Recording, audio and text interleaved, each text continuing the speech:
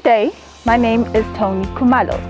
And I'm Mkhize. Welcome to Impumelelo Training, where we're going to cover the do's and the don'ts in the corporate and professional environments. Yes, we are going to be giving you some basic principles on how to conduct yourself in your work environment. And I would say everyday life, even when it comes to face-to-face or electronic. These are really worthwhile principles to follow in, like I say, in the corporate industry, or it doesn't matter, like me and Toni here. Yes. So enjoy the tutorial. Hello, Toni. Hello, Francois. How are you? I'm well, thank you. Yourself? I'm good. Francois, we have such a unique country and our people are so diverse. Do you want to give us a bit of a refresher on that? Very true. As a country, we've got 11 official languages. And yet we've all got expressions like now, or no, Oh, yes. which can mean anything from 10 minutes to 10 days. We all say eish. In some parts of the country they say ja met eish, ja.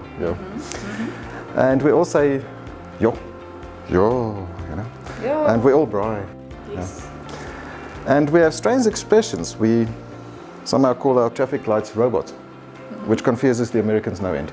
Oh, yes. We call our minivans taxis, and then some of us call our sneakers tekkies. And then we've got many cultures amongst our people, if you think about it. If you think about the beautiful outfits that a Zulu bride would wear at a traditional Zulu wedding. And you compare that to the blast of the vuvuzelas, when Kaiser Chiefs plays Bucks at the Soweto Derby. Or you look at the Bushman paintings in the Drakensberg, and you compare that to somebody catching fish or trying to catch fish on that beautiful beach that is Blouberg. And then you take those people of the Western Cape, particularly of the Boerland, with their very colourful language and their brilliant sense of humour, and you compare that to the beautiful city that is Bloemfontein. It is such a diverse country and our people are so diverse. And yet, we're all South African, with all those different cultures. Our ID books say so, our passports say so, and most importantly our hearts say so. We're all South Africans. And the challenge then is, as a lawyer, how do you not step on toes, given that diversity of cultures? Yes. Well, then, how, since what you just mentioned, how then, as a lawyer, do you safely negotiate your way through all of these cultures? I think it's that and it's more, because nowadays we're in the privileged position for the last 20 odd years or so that we're now a member of the international community again, and we do a lot of work with international clients, international lawyers. And if it's tricky not to step on somebody's toes culturally in South Africa, it's just as tricky not to do it with somebody from Shanghai, or somebody from Wall Street, or somebody from Sao Paulo. So I think it's impossible to go and study each of the cultures and try and see what to avoid. I don't think that can ever work. I think what will work better is not to have a one-size solution for it, but rather to try and focus on certain forms or principles of conduct that we've identified that will apply to everyone in your dealings with literally everyone. And I think if you follow those rules, those principles, the chances that you're going to inadvertently offend somebody culturally decrease dramatically. And it all hinges on human beings respecting one another. Absolutely. It's just, do I respect you? Yes, I do. Do I show it? Well, I should. Should I be courteous to you? Of course. Absolutely. Most people would welcome that. It's not that difficult, but we've got the principles. We'll go through them in a little bit more detail, and I think they'll guide our viewers very well.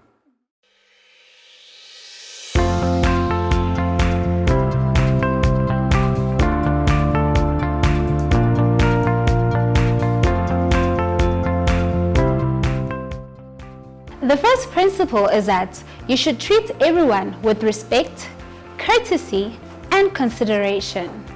This is so particularly true in your office and professional environment. Starting your articles of clerkship or then practical vocational training under the Legal Practice Act can be a daunting prospect.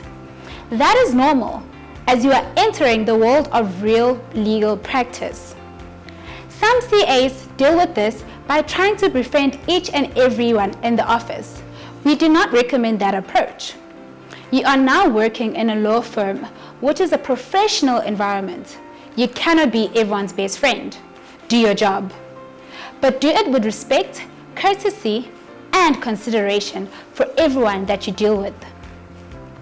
Other CAs deal with this by acting superior to their colleagues who have lower education levels than them.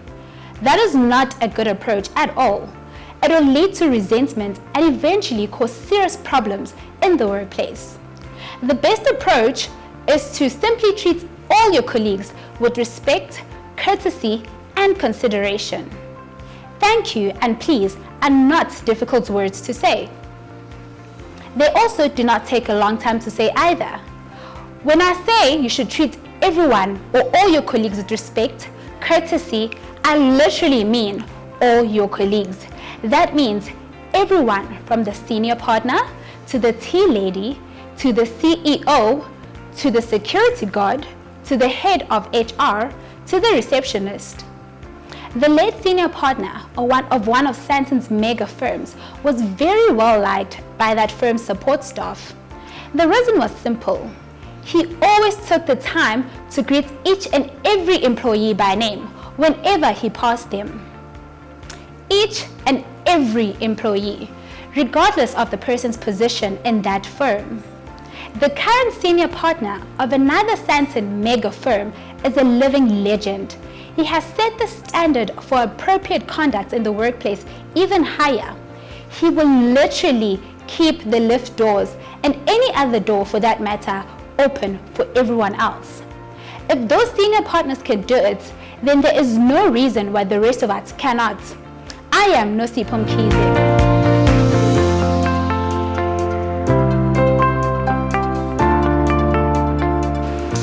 The second principle is that you should be honest. Now, as we'll see, being honest means a little bit more than just don't lie. If you think about it, trust is critical for any healthy relationship. If you don't trust your partner, are you going to be in a happy relationship? Chances are you aren't.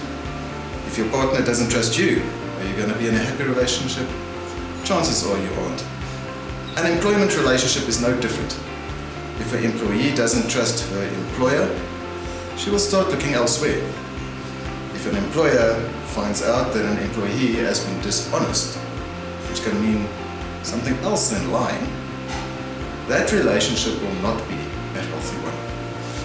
If an employer loses trust in an employee, that is normally career shortening, if not career destroying. And there's a very good reason for it.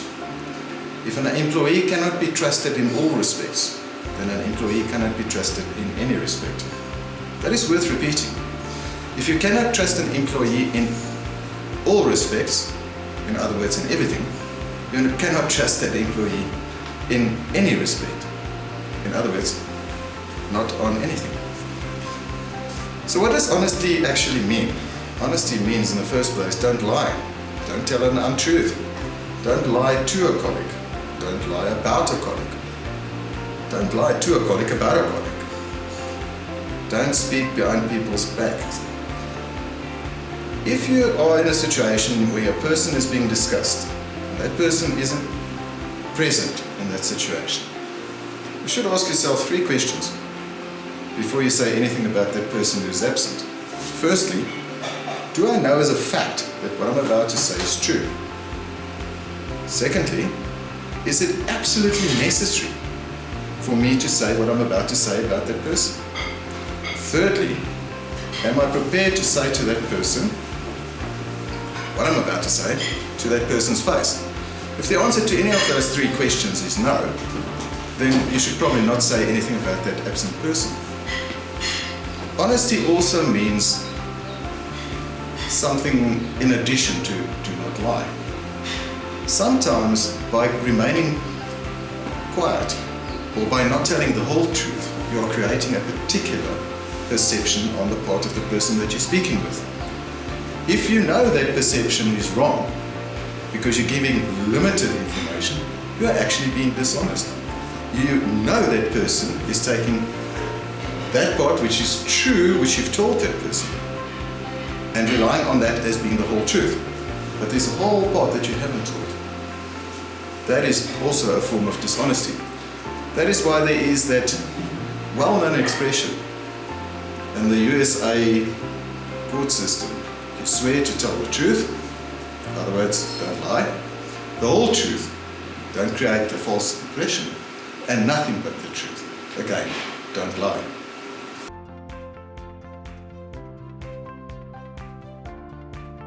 The third and critically important principle is give credit where credit is due. Let's say you've worked very long hours to compile an important discovery bundle. In the end, the bundle runs into more than 20 lever arch files. You have made very sure that the bundle is correct, complete, and neatly organized. You and the associates who you report to meet with the client. The client is very impressed with the bundle and says to the associates, "Well done, this is excellent work. I will let the partner that you report to know how pleased I am with your work." The associate responds, "Thank you, it was hard work and I spent many late nights working on it." You are understandably as mad as hell. You have worked very hard to prepare a good bundle, and the associate has just claimed the credit for your work. For exactly the same reason, you should never claim credit for someone else's work or ideas.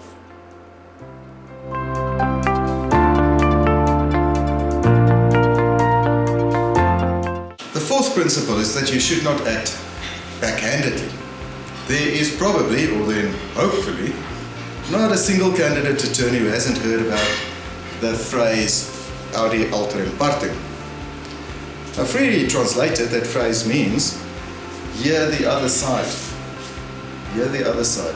Don't just hear one side. In the employment context, this means that your employer cannot dismiss or discipline you without at least hearing your side. Now, the same is true the other way around. As an employee, you should not go behind people's backs telling stories without giving those people the chance to be heard. Hear the other side. Let's take a very practical example. Let's take two members of our production team, Lebogang and Lerato. If Lerato comes to me and says, "You know, Lebogang doesn't really fit into the production team. She's always moaning. She's moaning about the scripts that you write. I really think you should let her go." Is that right? Can it ever be right? She has gone behind Lebogang's back to me. What should she have done? She should have gone to Lebogang first. Lebo, if you are this unhappy in the team, don't you think you should throw her go? It's a critically important point. Don't go behind other people's backs.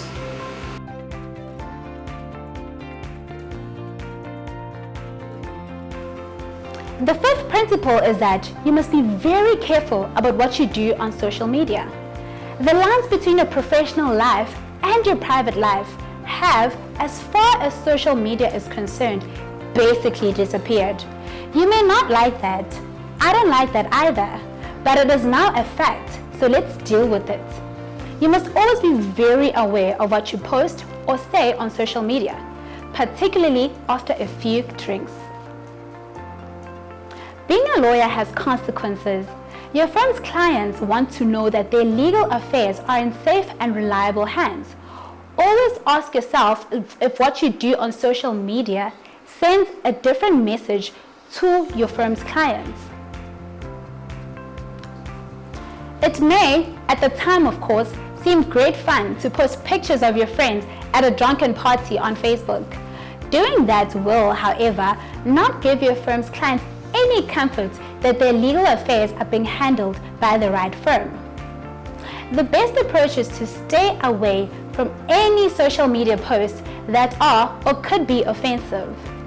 As a rule of thumb, stay well clear of any posts that are or could reasonably be perceived as crude, political, racist, religiously divisive, insulting, or sexual.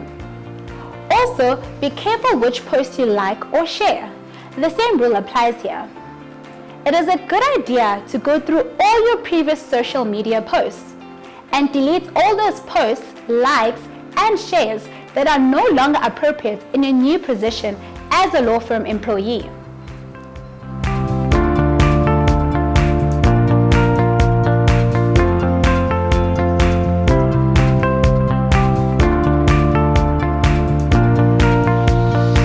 Principle number 6 is that as a legal practitioner, you have to keep the identities of your clients, of your firm's clients, and details of their matters absolutely confidential. That is the obligation that the law imposes on all legal practitioners in this country. And it applies to everyone who works in an attorney's firm, not just to the attorneys, not just to the legal practitioners. What it means is you can never, ever tell anyone that you act for a particular client unless that client has consented to that. Ever. You can also never, ever disclose any details of a client's matter unless that client has consented to it. The only one who can consent to such a disclosure is the client. So now you may ask, okay, well, that's a pretty straightforward obligation. Where does the problem come in? The problem comes in because we get tripped up inadvertently because we get excited. So you're a first-year candidate attorney, you are meeting with your friends from various other firms for the first time after a month after you've started articles, and what are you going to do? You're going to compare notes. It's just a human, instinctive thing to do. How's that firm? What sort of work are you doing? How are you enjoying it? Are you not enjoying it? And before long, you'll find that you're disclosing names of clients without deliberately trying to breach that duty of confidentiality. The second place where it may happen quite easily is if you're working on a very high-profile matter.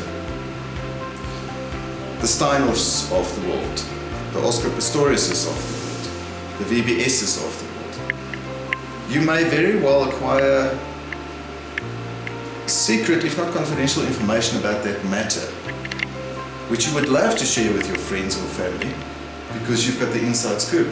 I can tell you what really happened. It is tempting, but don't ever do it. It's never worth it.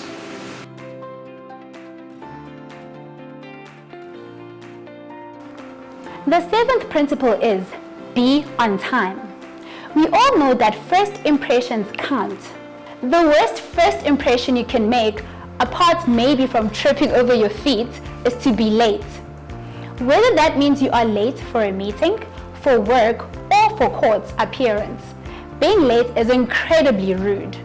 By being late, you are insulting the other participant. Your conduct tells them that their time is not as valuable as yours. Do not be late. You start with a massive disadvantage if you arrive late. However, if for some really good reason, such as a 2-hour delay on the highway because of load shedding, you find that you are going to be late, let the host of the meeting know that you will be late and why. When you do arrive, apologize for being late. Principle number 8 is more a principle that you should apply for your own wellness and for your own good than it is a conduct principle. Principle number 8 says avoid toxic people. Now if you think about it logically, every day has 24 hours. We are supposed as human beings to sleep somewhere between 6 and 8 hours. That leaves you 16 hours, of which you're normally going to spend at least 9 at the office. Make those 9 hours count. What is a toxic person? A toxic person does 2 things. 1, they eat up your time. They will come and sit in your office, whether invited or not, and tell a long, sad story. The second thing they do is they take negativity and they spread it around like a farmer sows seeds. They come there and they moan and they groan, and I can't believe what they have done, and this place, and the partners in this place, and those juniors, and those drivers, and everything is always negative.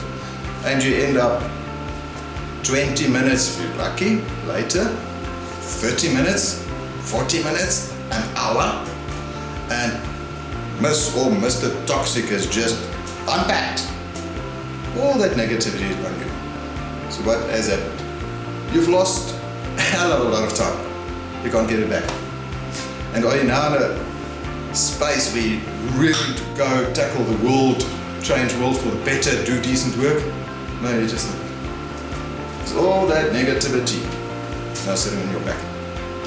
Toxic people normally add nothing to the world. They will eat up your time, they will eat up your positive energy, and they will give you nothing in return. Don't think you're unique. If they're not unpacking on you, Nosi, they're going to unpack on the rot. If the rot is not in the office, they're going to choose Toni. They're just looking for victims. Avoid them like the plague. There's another angle to this. Watch out for people who can only criticize. It is extremely easy to criticize. Give me any topic in the world and I can criticize it. I might not be persuasive, but I can criticize it. Watch out for people who just criticize. To criticize is easy. What is challenging is to be constructive. Anyone can break something down. If there's a house and you have the willpower and you have the tools, you can knock the thing down. That's easy. We can all be destructive. But watch out for the people who want to build. They are constructive. Those are the ones to identify and work with, because they are creating something where there was nothing. In other words, avoid the toxic people. Please don't be a toxic person yourself. Watch out for those who just criticize because they can do nothing constructive. If you're fortunate enough to work with or know somebody who is constructive, work for that person, because they're building something from nothing, and that is a worthwhile endeavor.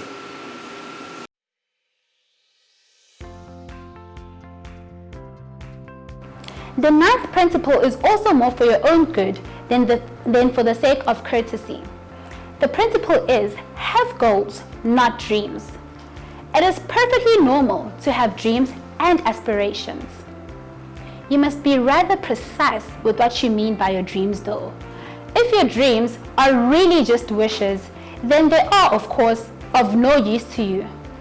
If I say that my dream is to become a partner at this firm, or to become a senior partner of this firm, or to become a sole practitioner with my own firm, or to become a solicitor practicing in the city of London, then I am really just expressing a wish. I hope for an outcome, but I have no battle plan of how that is going to happen.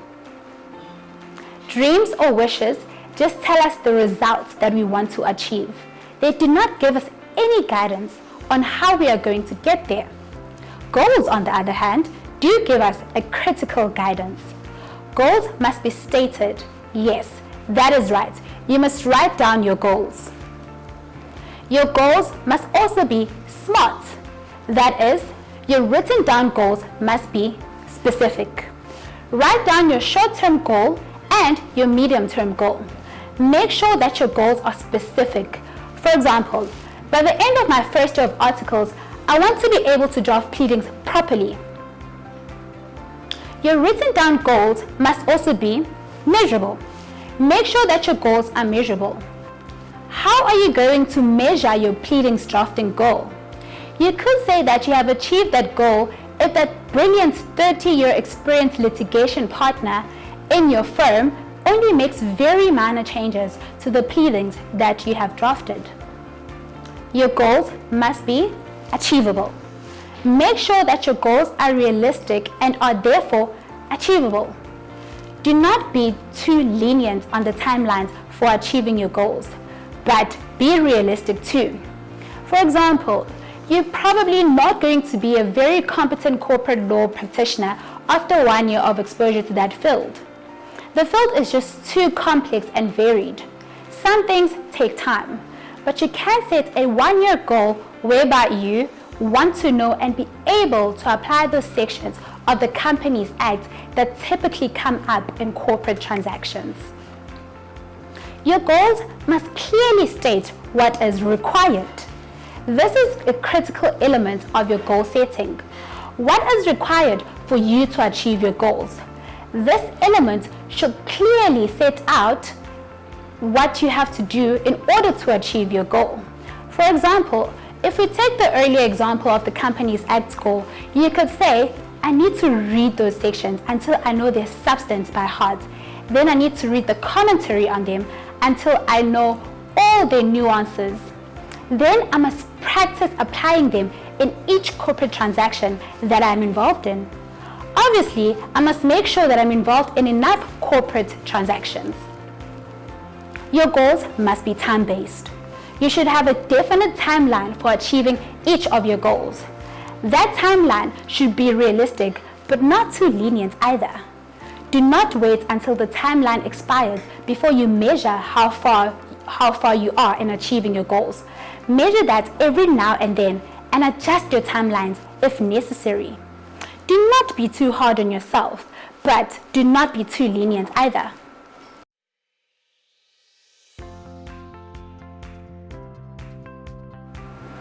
The 10th principle is also more about your own good than about courtesy. This principle is remember your past, live in the present, and work towards the future. Being a candidate legal practitioner is a unique period in any legal practitioner's life. It is at times bewildering, frustrating, and demotivating. It is also exciting, rewarding, and a great learning curve. Do not wish your life away.